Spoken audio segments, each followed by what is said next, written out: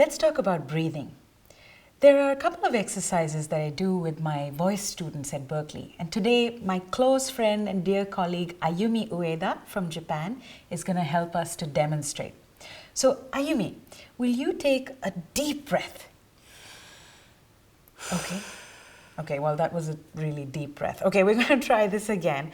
I have sort of a heavy book that we've wrapped in this beautiful shawl. I'm going to place it on your abdominal region. And I just want you to really relax, feel yourself sink into the floor. Don't think too much. Maybe wiggle your toes.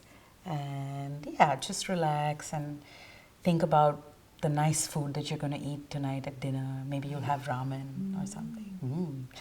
Okay, and as you breathe, breathing in, breathing out, we noticed something. The first time that Ayumi took a deep breath, we noticed that her chest area really expanded and she was sort of showing some tension in the neck and the shoulder area.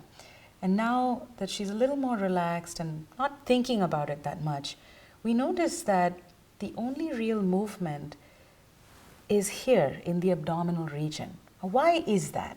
Let's break down the breathing process for a second. So usually you breathe either through your nose or your mouth, and the air is going down your windpipe into your lung area.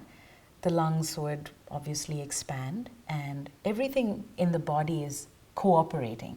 So your ribs that surround your lungs are also expanding.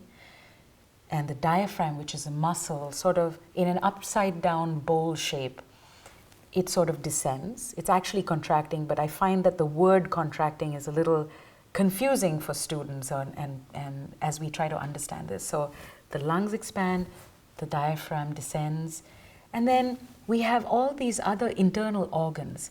Now they will go down to accommodate the expansion process from top down, but then we hit the hip area. Since they can't go down further, displacement has to happen. And so the abdominal lining, which is here, we find that there's an expansion here. And that's actually why you see up as inhalation happens, down as exhalation happens.